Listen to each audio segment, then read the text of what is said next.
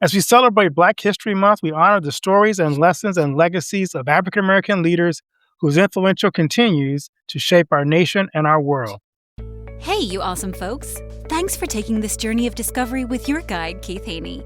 You're listening to the Becoming Bridge Builders podcast, your favorite podcast for everything from racial reconciliation to education innovation, justice reform, and leading change in the 21st century.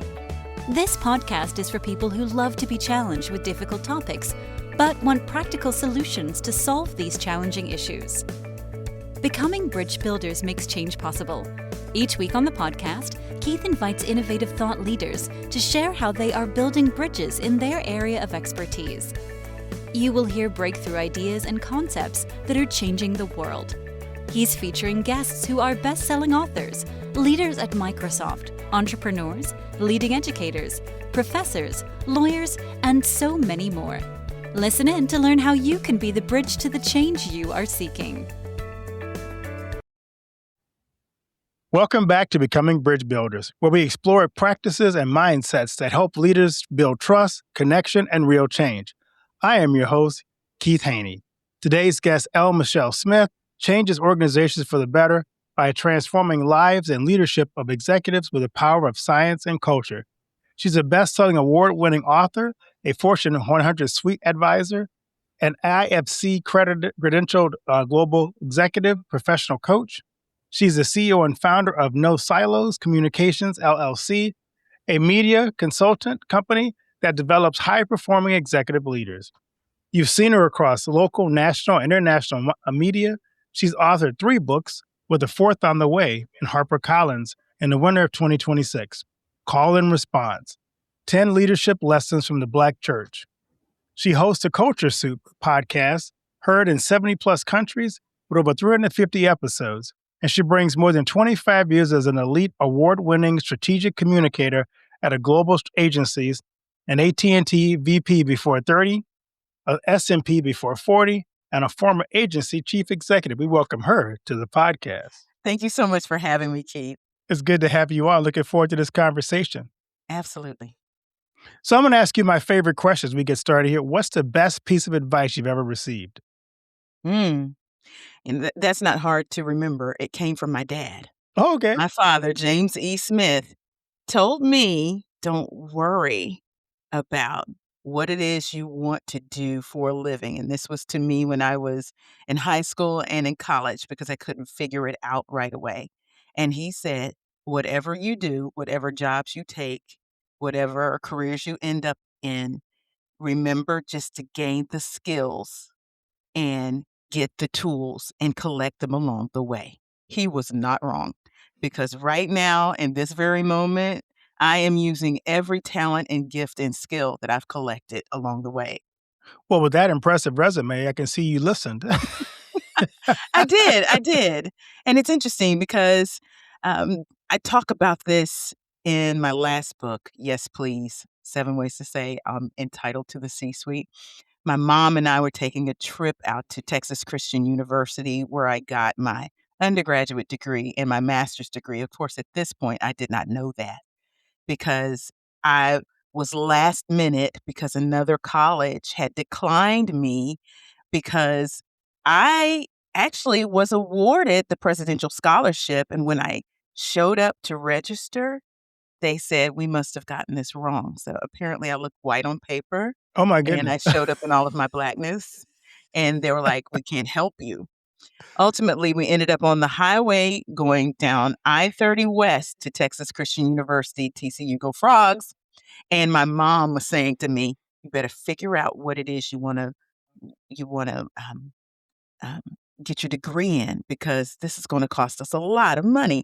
TCU back then cost a lot, not as much as it does now, but much more than the other college where I was going to go. And so under duress, I was told to figure it out.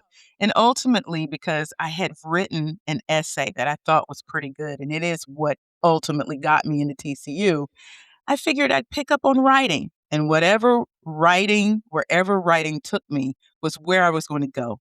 And I would try everything out along the way from radio. I was on the radio at TCU. I wrote for the magazine. I wrote for the TCU Daily Skiff, which is their newspaper. I was writing everything, and ultimately I found a way to make money, and that was in strategic communication. So I have more than 30 years in that area. Wow, that is great. I always love writing. I think writing is a way to kind of touch in, especially telling stories, is a Mhm. way to kind of communicate deep truths, connect with people in ways that you typically would not connect with them. So I always appreciate people who can take the gift of writing and turn that into something powerful. Absolutely. It's been that for me. So let's get into a little bit about your background, your credentials. You're unique in fusing applied sciences, positive psychology, and neuroscience with culture. What moment convinced you that these domains belong together in leadership development? Well, the first one, culture. And of course, you can't separate culture from history. But the first one, culture, has always been one of those topic areas that I just loved. And before I left graduate school, I knew that I wanted to be a subject matter expert on the topic. And I put it on a list of 6 things that I wanted to accomplish before I died, I guess. I wouldn't call it a bucket list, but it was something that I wanted to do in my career for sure. The applied sciences didn't come until in my early 50s.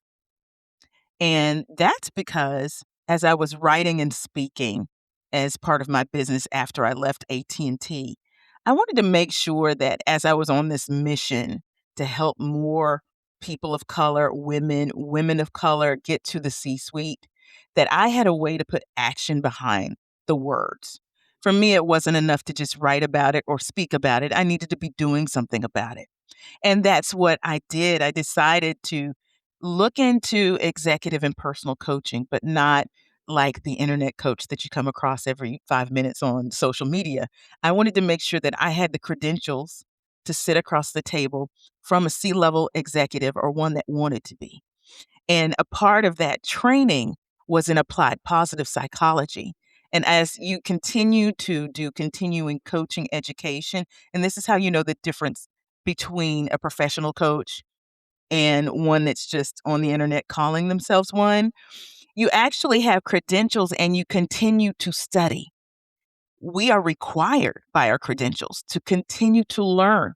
And as a part of my continued learning, I went on and got informed in neuroscience. And the reason for that was if I was going to help these executives get where they wanted to go, it wasn't enough for me just to talk about my experience, which was legitimate. But as a coach, we're going to be asking powerful questions to pull that, forward motion from them. I needed to understand the science behind that. And I also needed to understand what behavioral changes actually took. Because the only person that you could really control is yourself, even if everything around you is going bonkers. It's really up to you. And I also understood that everything that happens that you want to happen, even goal getting, even the behavioral changes, it happens between your ears. So I needed to understand what was going on with the mind. I've done a lot of coaching myself. How do you resist the temptation to try to fix your client? Because it's always so tempting when you're trying to ask powerful questions and they're not getting there. It's like if I just tell them the answer, they would get there so much sooner. But as a coach, that's not your role. So how do you resist that temptation? It's a posture. You have to go into these sessions understanding that you don't know everything. And this is the power of coaching. The real true coaching is that we ask the questions that open the doors to an array of answers. And if I just gave you my answer, I'm limiting you to my knowledge. So that posture puts you in a state of humility. It really should, that you don't know all of the answers. And some of the science that we've uncovered with positive psychology is that you're more motivated if you feel you came up with that answer yourself, meaning the client or the leader. But then also, you're apt to make better decisions when you have an array of them in front of you. So this process isn't just QA, QA, QA. It's me asking these rich, powerful, open ended questions that allow you to think. And one of the things I always tell my daughter, who's 13 years old, when I ask her a question, if the answer flies out of her mouth, I don't know, that typically means that you haven't given your brain a chance to think.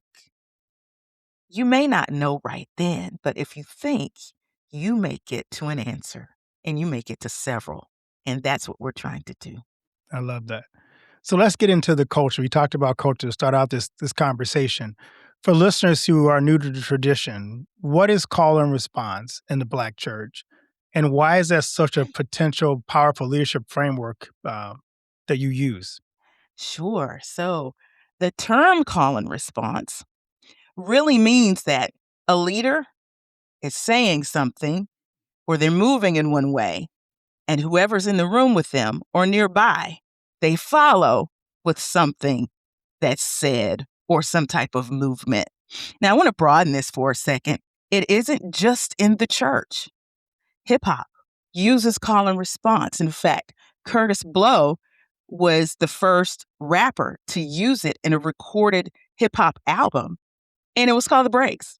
You listen to The Breaks, and you'll hear him rap, and you'll hear the people come in after him, and it's that back and forth, back and forth. But there's always a leader, and there are always followers.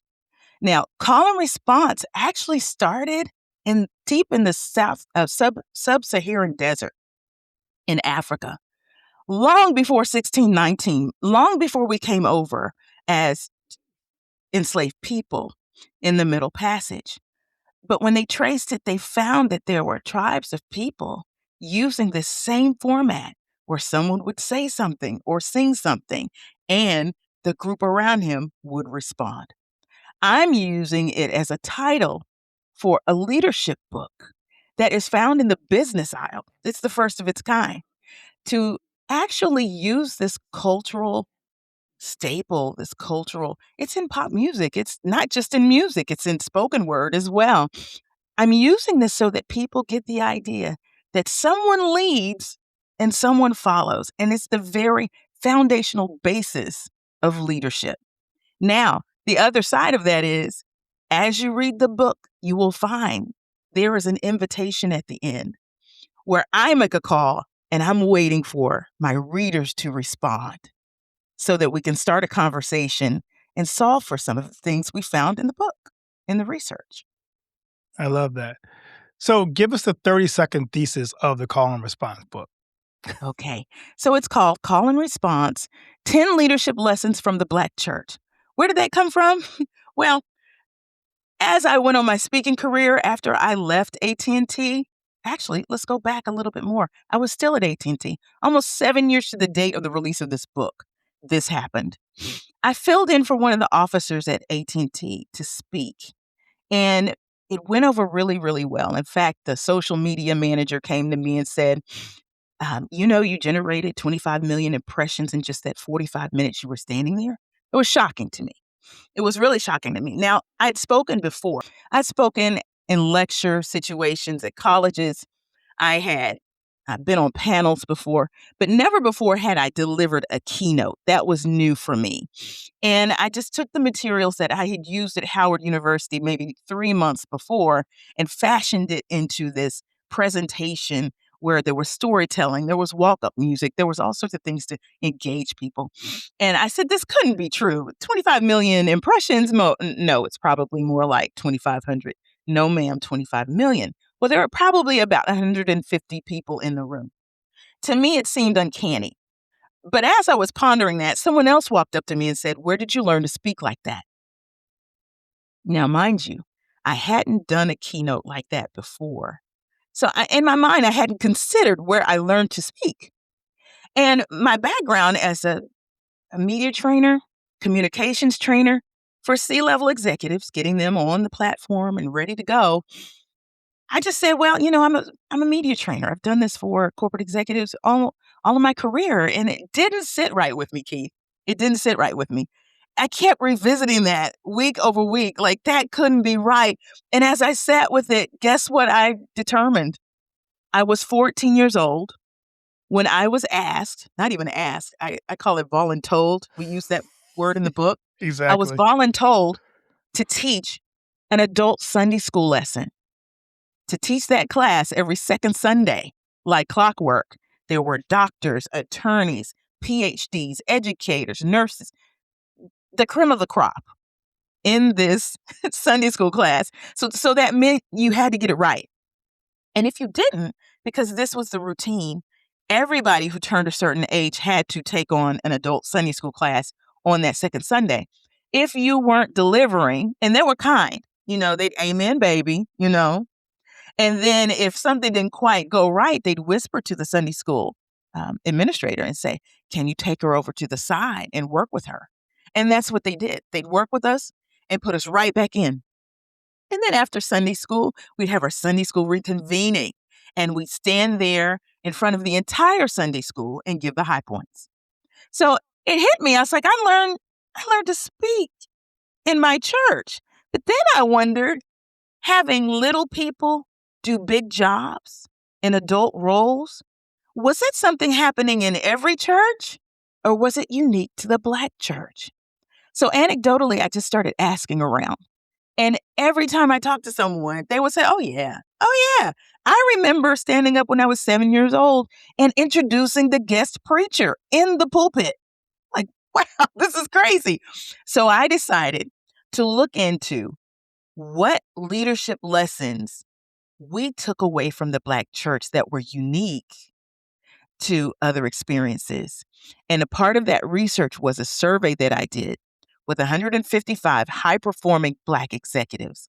And thank you to the Executive Leadership Council for indulging me and giving me access to their fellows. I'm an adjunct instructor for their institute.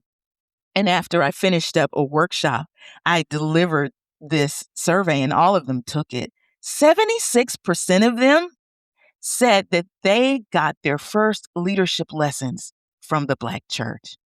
And from that research, I was able to identify 12 altogether, but I put 10 in the book, 10 leadership lessons. And I asked them which ones they learned the most. And with the results of that survey, I got the ranking order of those 10 that appear in the book. From top to bottom, from the beginning to the end, they're there in ranking order. So faith and purpose comes up first. Economic empowerment comes in at 10. All that to be said, all 10 of those lessons make a beautiful framework that I take away from it. I call it the leadership revival framework, because ultimately what we want to do, as I interviewed many of the other leaders that are in the book, we want to create more leaders like them, because we found that they were emotionally intelligent, they were courageous, and they were innovative. And the framework looks like this. There are probably about 3 or 4 of each of the leadership lessons in each one of these 3 categories: self-work, relationship work, and world work. And that's where you give the impact.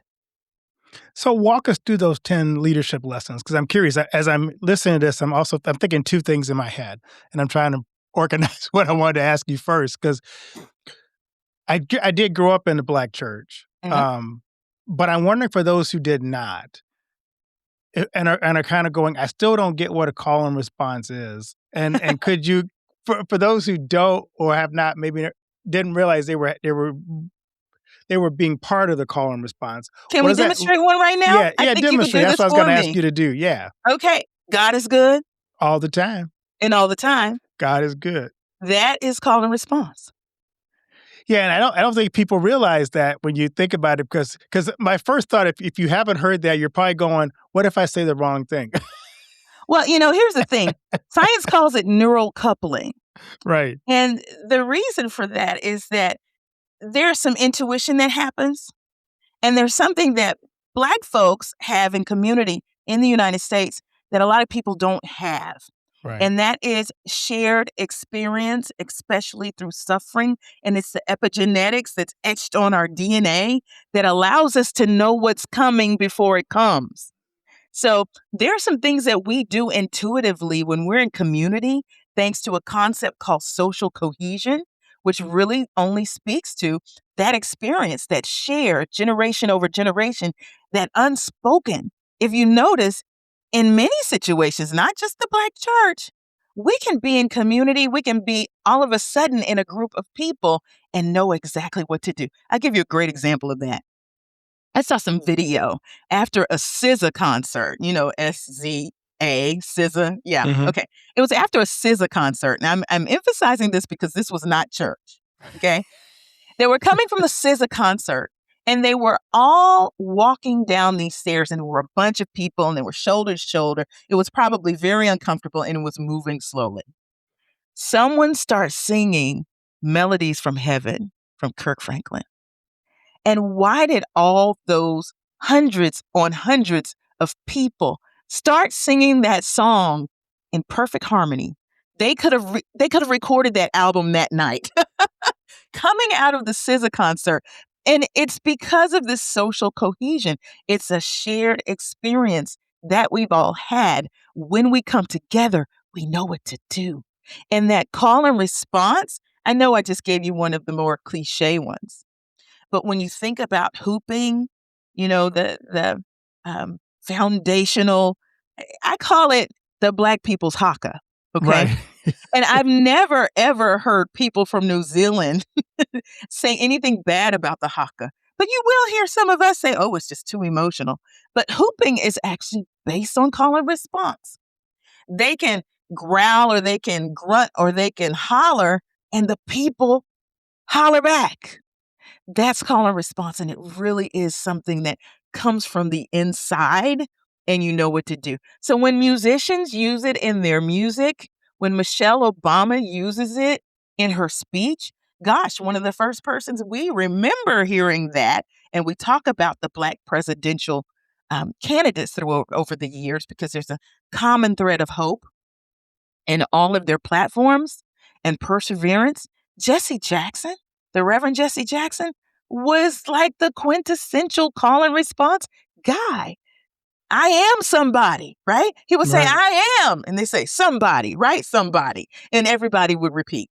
So that's what call and response is. You can see it in music. You can see it in rap. You can see it in pop music. Some of the pop cultural music icons are using call and response. They may not know what it is, but they picked it up from our culture. And let me just say, when you see the title, 10 Leadership Lessons from the Black Church, is that subtitle, you should know that because I have written this book from an idea of taking history and culture, testing it with applied science, this is the part that opens it up to everyone. So if you haven't had this experience, you can still build the muscle to get to the leadership theory.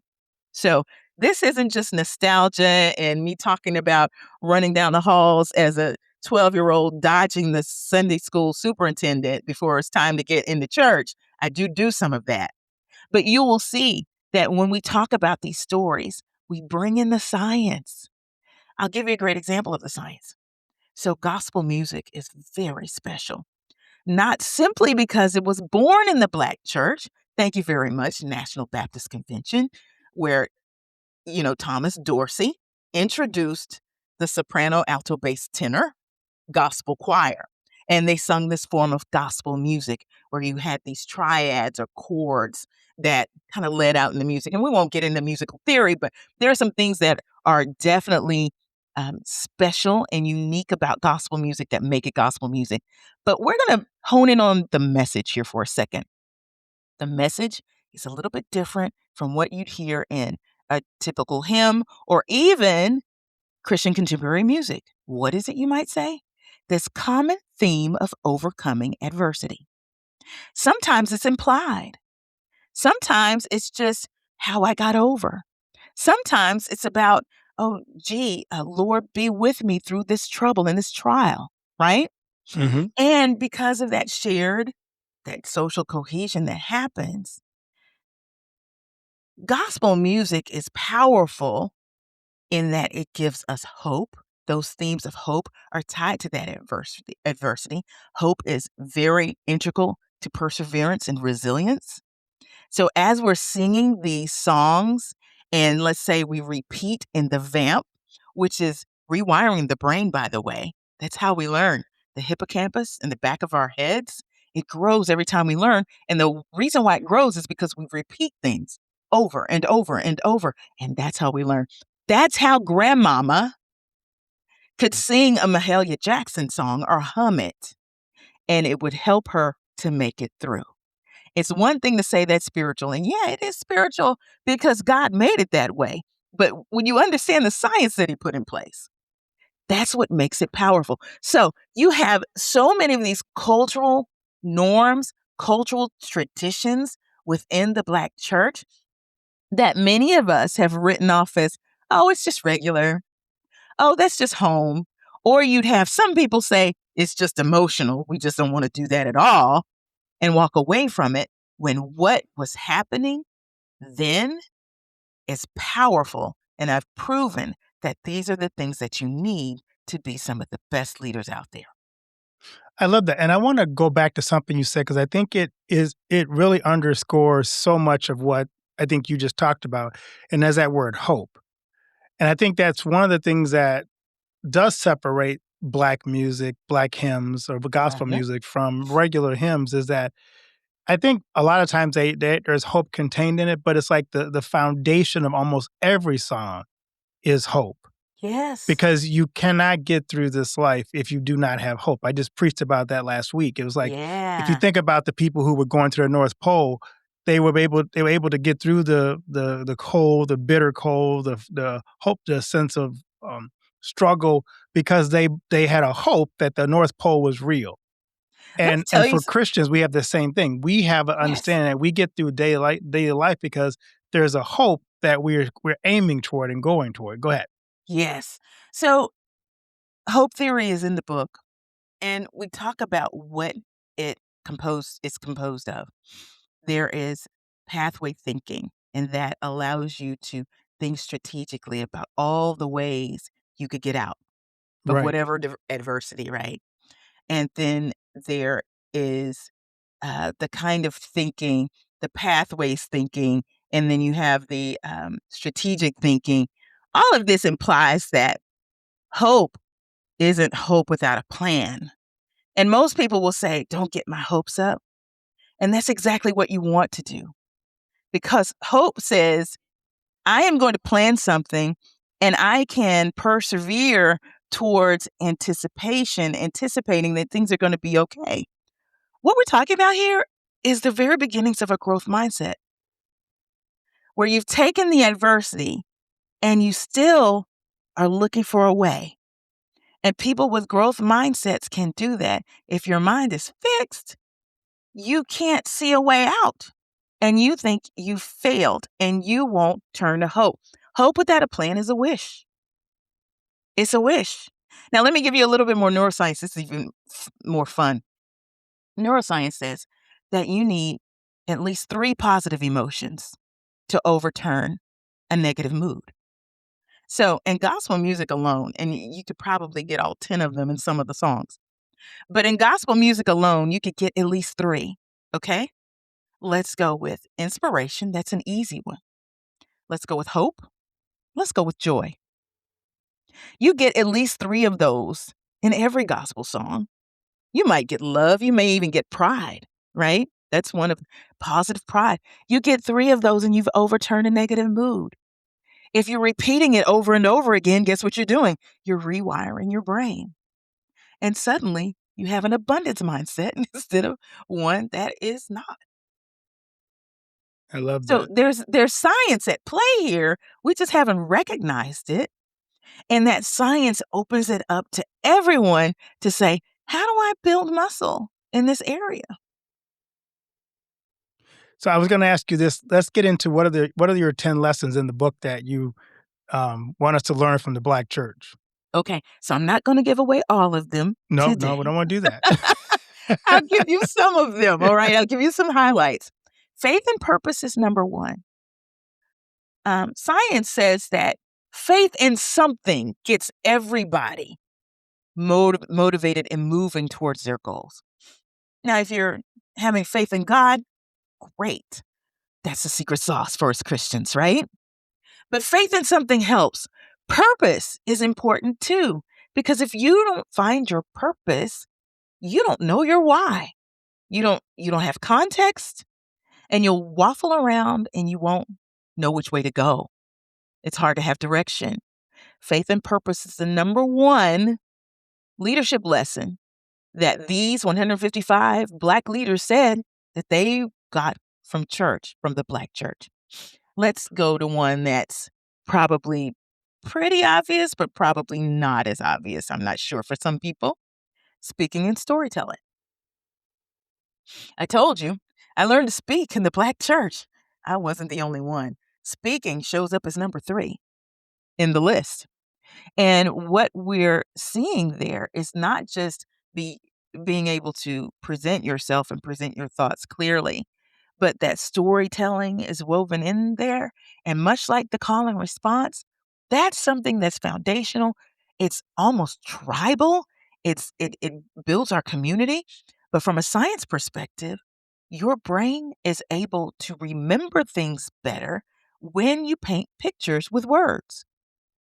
So if you have a dollar bill and it has 13 letters in the serial number, and I gave you like 10 minutes to look at it, and I took the dollar bill away, it'd be hard to give me back all 13 of those numbers. But if I said, look at the 13 numbers and letters and tell me a story or use a story to remember them, you'll be able to get those out much easier.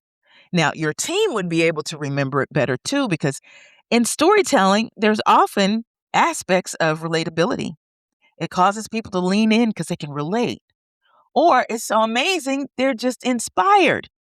Here we go with these positive emotions again. If you get those going in the right direction, people are going to remember, people are going to be inspired, people are going to be motivated. So we talk about presentation in standing up in church too, in the Black church. It wasn't just about saying the speech. In many cases, they were so flowery, they were so creative, they made it rhyme, they use acronyms, they use flagging, they use all of these things that we know today make a keynote exciting and something that you want to lean in and hear more of. We learned this modeled after these Black preachers. You think of the many, and you're a pastor right now. You probably tell me about some, and I'm curious. Maybe you can let me know, who are some of the pastors and preachers of yesteryear that you really admire based on the way they speak or they spoke, and what about the way they spoke made you lean in? There are a lot. One of the things I remember early on in ministry was I wanted to improve in preaching because I was pretty nervous starting out, and so my sermons were about 7 minutes long because I was so nervous. I was just trying to get through before I forgot what I wrote down. Um, but it was Tony Evans was one I listened to because I wanted to learn. I knew he was one of the best at that time. He's And good. so what I did is I wanted to sit and study and pick apart what he did well and try to replicate that. Not his style, but just kind of diagnostically pull it apart and go, okay, he does some storytelling here, he does some of this here, and that makes an effective preacher. So I studied a bunch of different preachers to kind of figure out what are the things I can take and utilize and make Yes. my own. Yeah, Tony Evans is a great example of how you can use storytelling and also bring in the data. And when I say data, I'm thinking about the scripture and how he pieces together, the hermeneutics and all of this good stuff that preachers do. Right. But then also he makes it very applicable, and he's able to do this in such a way that draws you in, even though I would say it's a little professorial, wouldn't you say? It's Yeah. a little highbrow compared to some others that you might hear, but it's relatable. And you can lean in and listen and learn very easily. Who might you name who's not like, Tony Evans is he's in his own category, right? Who else might you name? This wasn't early on, but I started listening to the Potter's Wheel because he had a different um, The way Potter's of House? yeah, Potter's House, a different format too. I also listened, and this wasn't a Black preach, but I remember listening to Bill Hybels a lot too, because he had a unique way of communicating. So I studied so many different people because my church body is mostly white. So Mhm. I couldn't dive full into the Tony Evans and my congregation that was so mixed. So I had to try to kind of piece together like the best of opposite worlds to kind of create my Well, own staff. this is a really good point. I'm glad we're here Yeah. because this gives me further definition for the Black church. I need to explain a little bit more. What if I told you that it's less about race and more about culture? Oh, I agree. Yeah.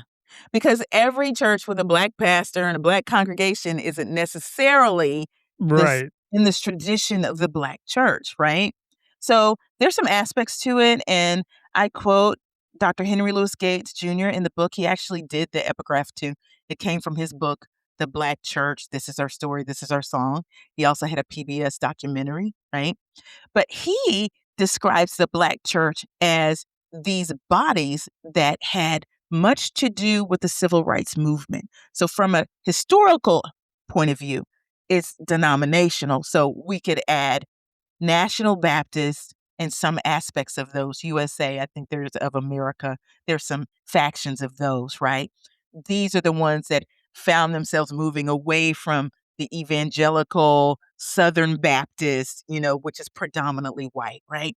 Then you've got the AME and the CME, the African Methodist Episcopal, Christian Methodist Episcopal, that came away from that Methodist body that was predominantly white. And the reason why that was happening was because it's an injustice in the pews. They Right. didn't want to be treated the way they were treated Monday through Friday and Saturday.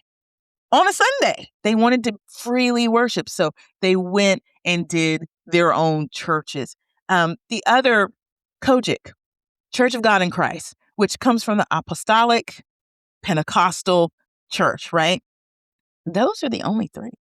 And when you think about that, you're like, well, that leaves a lot of Black churches out there that aren't necessarily in the tradition. You're absolutely right. I wrote an article on my Substack that talks about when Martin Luther King Jr.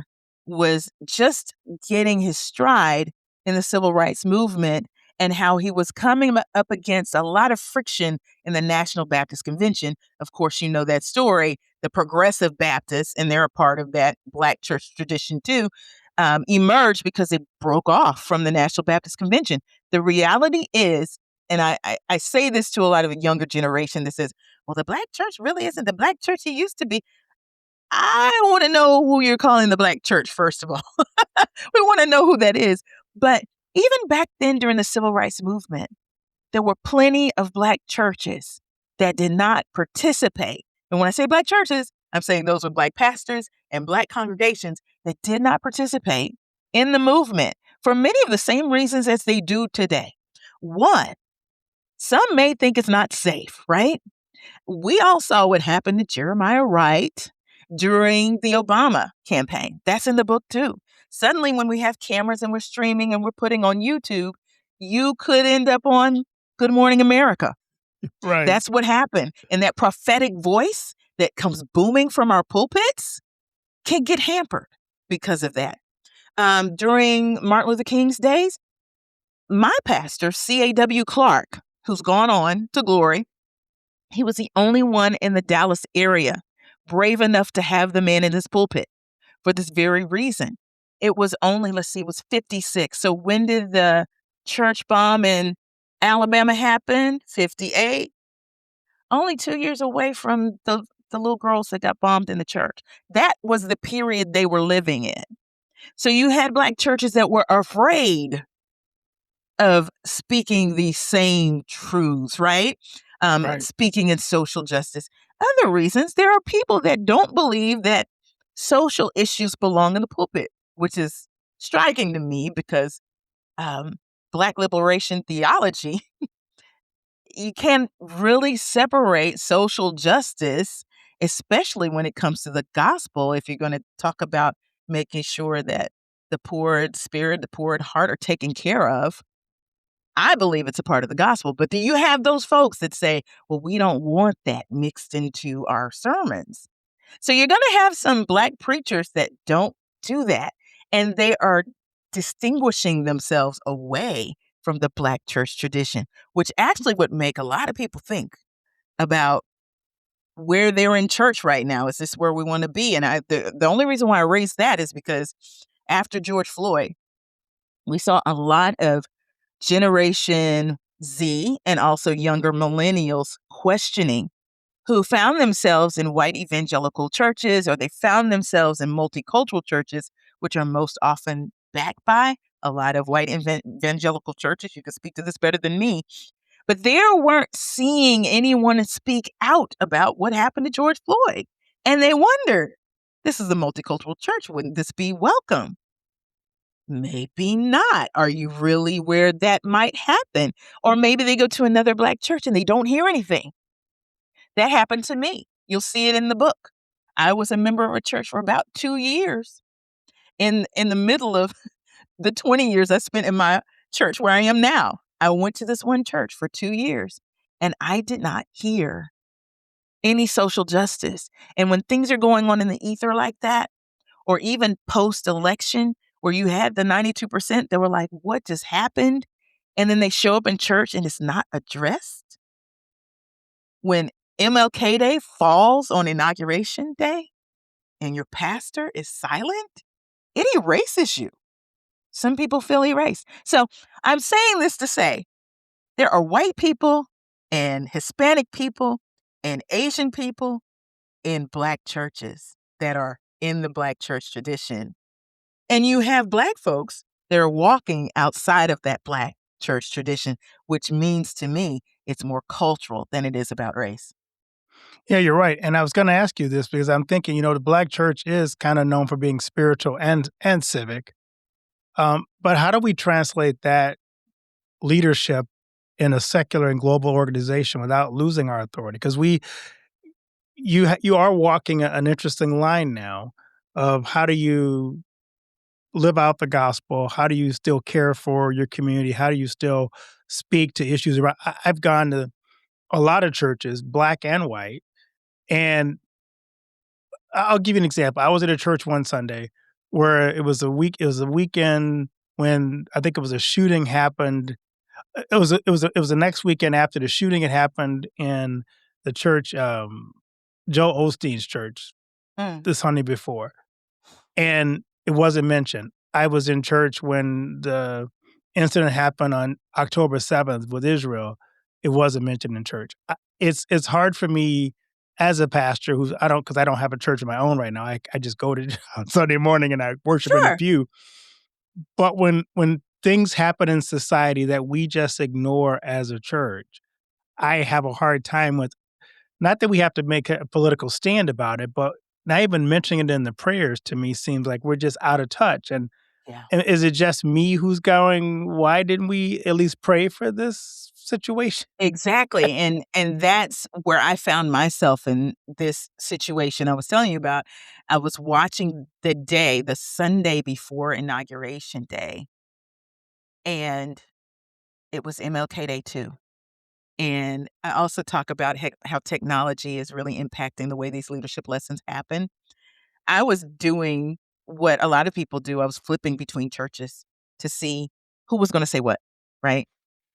And the mere fact that someone who stood for what he did, meaning MLK, and this other person who doesn't stand for that, although he might say he does, would seem that people in your congregation, no matter what color they were in, they were, would need to hear some little word of wisdom. That's all I'm calling it. A word of wisdom, right? You didn't have to claim to be for this one or against that one. But there were people there that were bewildered. They didn't know what to think, you know? Isn't that the church's place? To bring some context and some wisdom to a situation. And between the two churches that I watched, and both of them with Black pastors, predominantly Black congregations, one just whisked right past the moment and said, oh, yeah, tomorrow is Inauguration Day, after showing a whole MLK video. Tomorrow's Inauguration Day. Pray for it. That's where they left it. And even this congregation that isn't used to hearing a prophetic voice, you could tell they were silent. And that will give you some call and response. This congregation would. In this situation, deathly silent. I flipped over to the other church. They happened to have MLK the third on a panel after their MLK video. And the question that pastor asked of MLK the third, what would your dad, what might he say to us about moving forward in this moment? He didn't say he was for or against anybody. He just said, how do we move forward? That's the kind of nuance that I need to personally have in my church. And you'll see in that whole narrative, I actually end up back at my church because of that critical moment. Because I felt like I needed more. And I also believe the gospel speaks of more than what that other church was giving at that point. So yeah, it's interesting. And I think I read in your bio that you're Lutheran. Yes. That's right. And it's interesting because I have 30, well, they're 22 now, ambassadors that are busy getting the word out about this book. And most of them are Black. Not everybody's churched. Not everybody's saved. And that's what's interesting about this book. I'm seeing everybody gather around this book because they're able to see that there is a viable leadership framework that they can learn from in it. But what I was going to mention is at least two of the people who are in this group said that they grew up or spent some time in the Lutheran church as Black people. Interesting. And someone tried to explain to me why that was historically, and I don't have any authority on it. Maybe you do. Well, I think it was one of the first churches that was reaching out to African Americans that was not typical Southern Baptist. Right. So we have a long history of, especially down south, of starting a Lutheran school in Alabama, in Selma, Alabama, actually, that was raised up. A lot of Black pastors came out of that church body in Selma. Wow. And we had a huge uprising of just Black leadership from that church in Selma, Alabama. Mm-hmm. First Black college came out of that. Lutheran College was in Selma. So a lot of Black pastors trace their history back to the Deep South. I see. Well, that's a neat little historical nugget. Yeah. I always wondered about that when I heard that there were several Black Lutherans. Yeah. Yeah. So So I'm let's see. curious. Go ahead. I was going to give you another leadership lesson. Yeah, go ahead. You asked for 10 and I gave you 2. So I'm going to give you one more. Let's do perseverance. That's a really good one. And there's conversation around how hope ties to perseverance to, of course, the anticipation that you need to push you forward. But I make the statement that perseverance is resilience with feet, right? Resilience is almost a state of being. You bend, but you're not broken. But you've learned this resilience. I call it a burden of resilience because it comes through the lessons you learn in adversity if you allow it to learn it.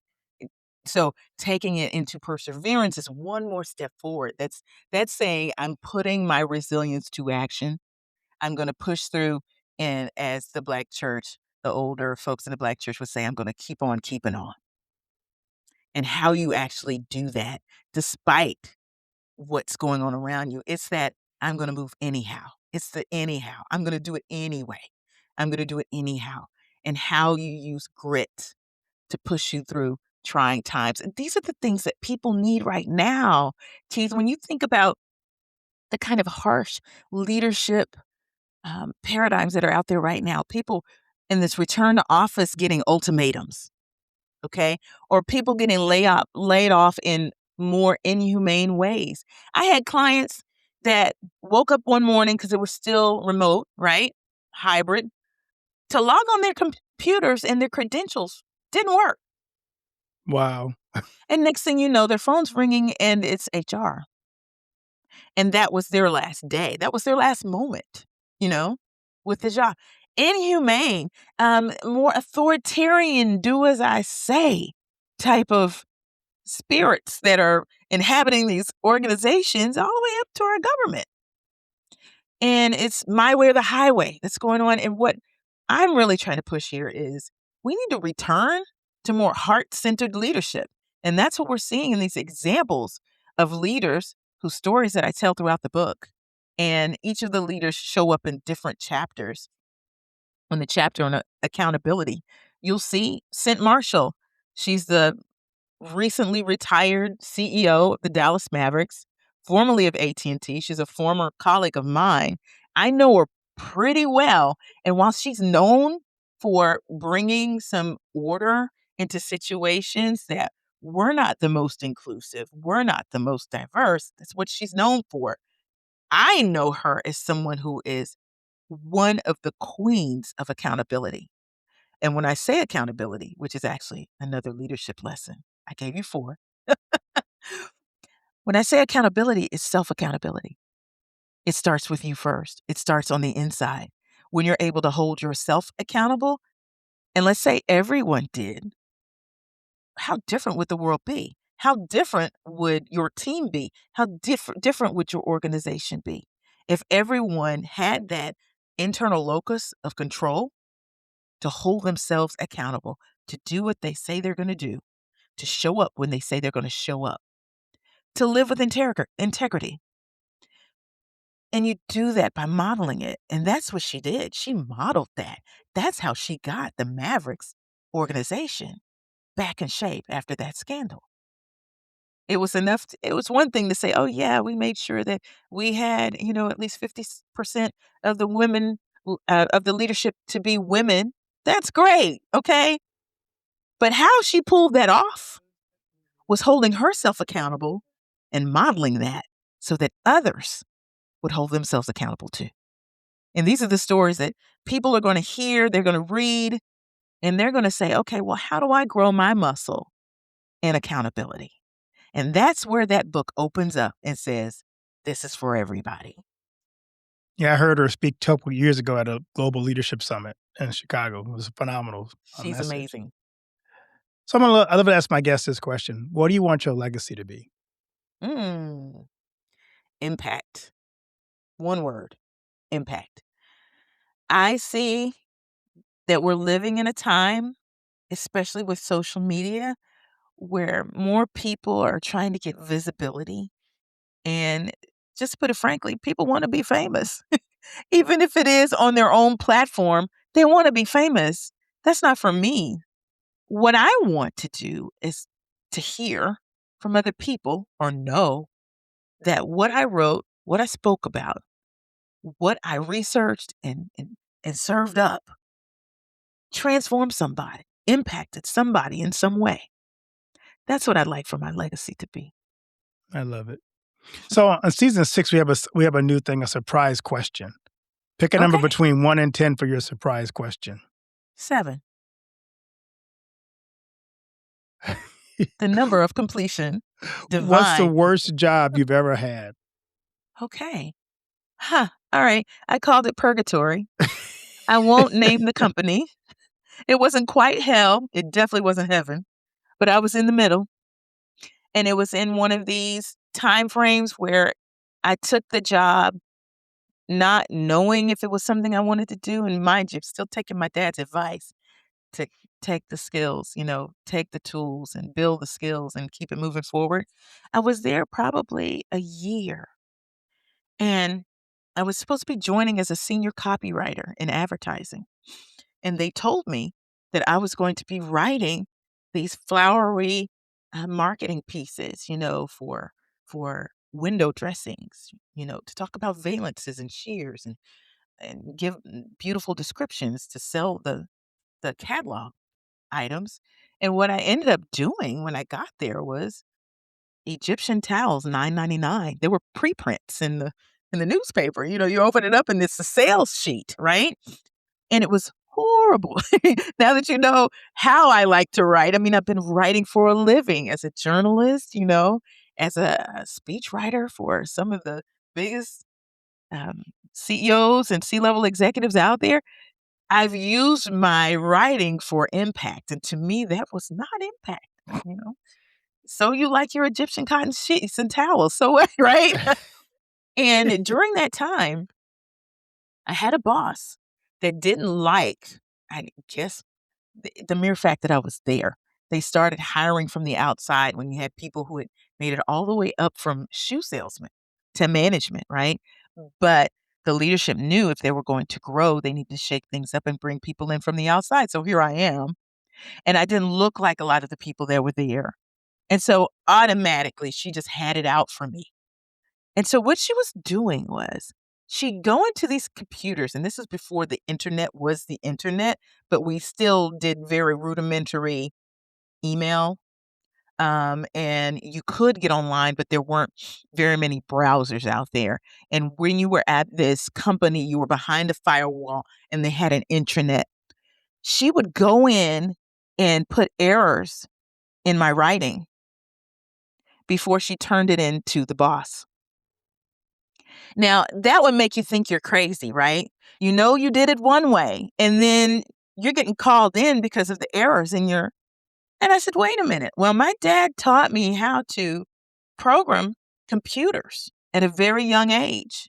And I was teaching myself HTML before it was a big thing. And when I got bored, that's what I would do. I would code. So one day I said, I should be able to get into this software and figure out what's going on with the versions of my preprints. And that's what I did.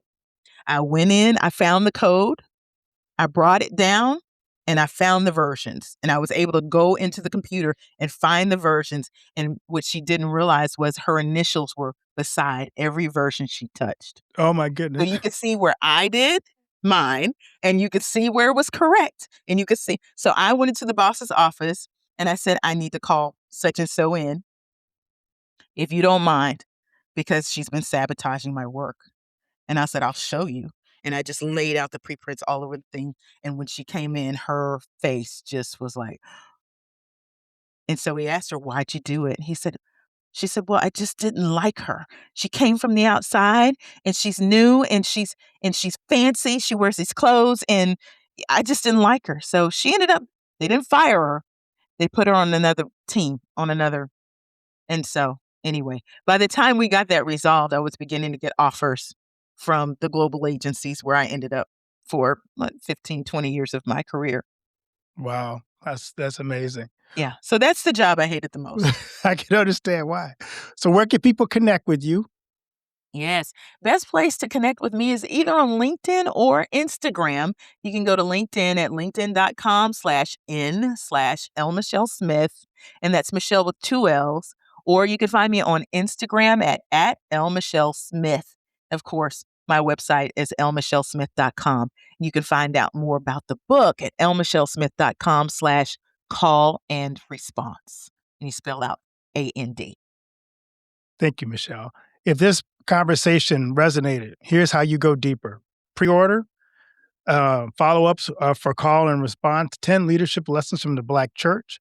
It is due out on February 10th in 2026. Bring a friend into this conversation and learn more about leadership from Michelle.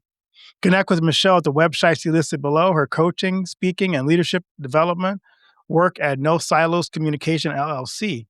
And find her podcast on the Cultural Soup podcast, wherever you listen to podcasts. If you're leading a team, pilot one call response practice this week and tell us what changed you and how you implemented that in your organization. If you're new here, ask you to subscribe to Becoming Bridge Builders. Please leave a rating and a review of the show and share this episode with someone who resonates with you, who's a leader. Tell them how to lead with courage, with science, and with culture. I am Keith Haney. Keep building bridges. Until next time. Again, thank you, Michelle, for bringing such great content to the show. Thank you so much for having me, Keith.